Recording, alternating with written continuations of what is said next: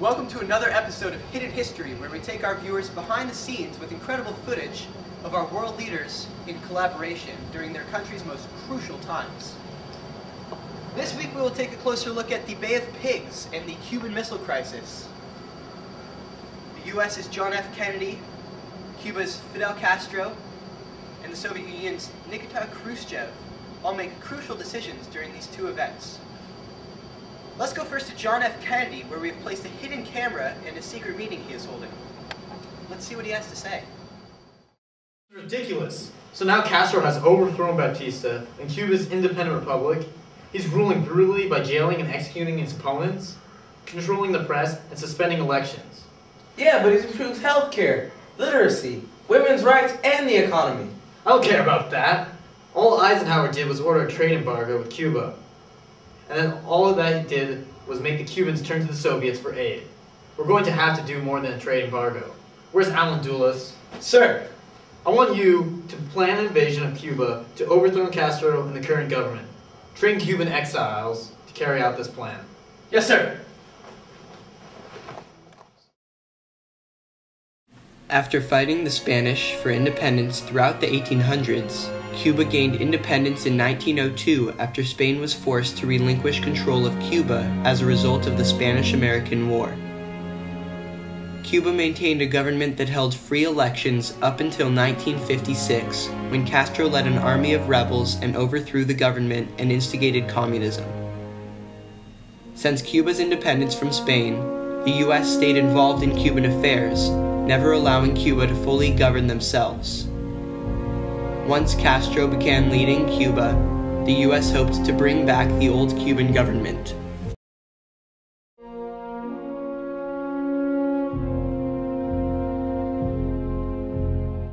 Around 1,500 Cuban exiles were trained by the CIA for an invasion of Cuba to overthrow Castro and his government. By using Cubans instead of American soldiers, the U.S. could avoid being viewed as responsible for the invasion.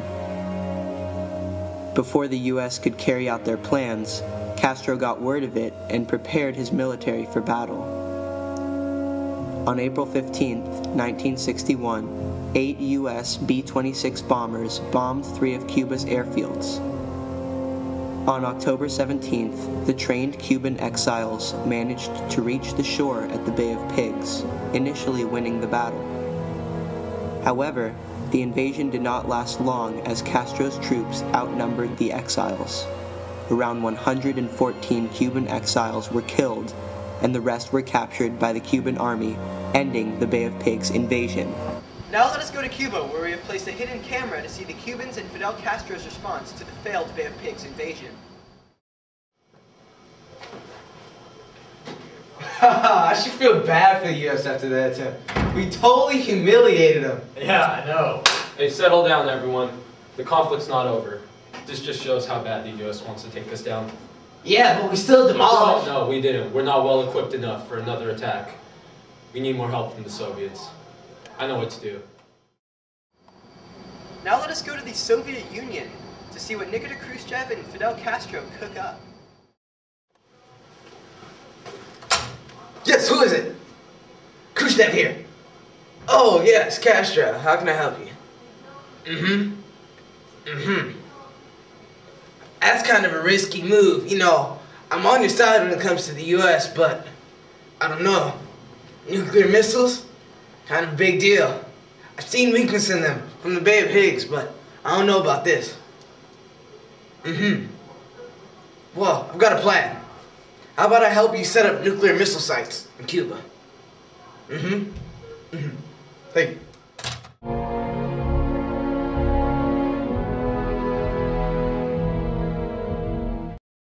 Another reason Khrushchev was eager to set up missile sites in Cuba was due to the fact that the U.S. had nuclear missiles in Turkey, close to the Soviet border.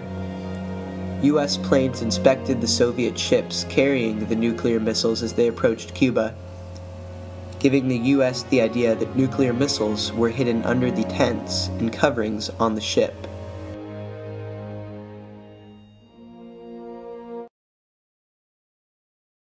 Now let us us go to Richard Heiser, a U-2 airplane pilot during the Cuban Missile Crisis. We did a flyby today over Cuba with our U-2 airship, and we were looking for stockpiles or anything of nuclear warheads and nuclear material. While looking, we discovered tents, which we believe to be covering or hiding these nuclear warheads and material. Even though this evidence is not conclusive, we do strongly believe this is what the tents are used for. Although Heiser's photos did not reveal any nuclear material, the U.S. was almost sure Cuba was setting up nuclear missile sites. The U.S. began a quarantine or blockade of Cuba using their naval ships. For the time being, the U.S. blocked any Soviet ships with possible nuclear missiles from reaching Cuba. On October 22, 1962, President Kennedy addressed the public, informing them of the situation. Kennedy mentioned the U.S.'s quarantine and said military force would be used against Cuba and the Soviet Union if necessary.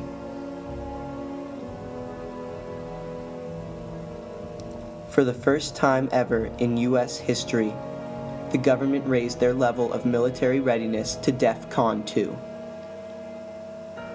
On October 27th, Major Rudolph Anderson took off for a routine overflight of Cuba.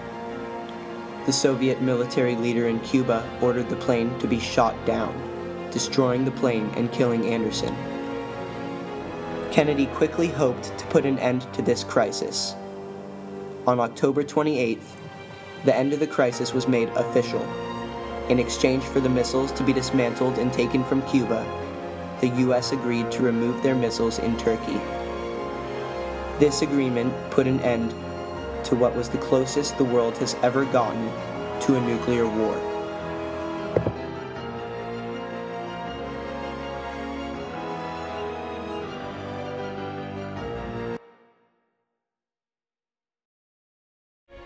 After the Soviets removed their missiles in Cuba, the Cuban-Soviet relation deteriorated due to the fact that Kennedy and Khrushchev made the arrangement that ended the crisis and did not include Castro in the discussions.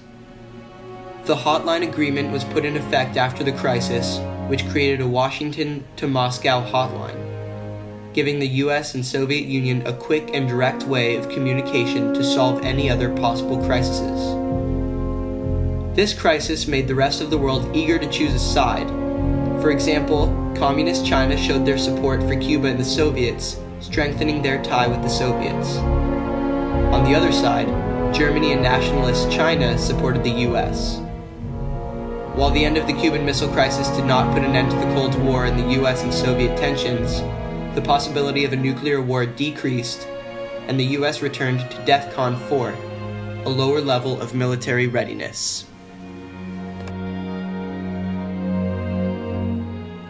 Well, that's all the time we have this week on Hidden History. Tune in next week to find out what events our hidden cameras will reveal.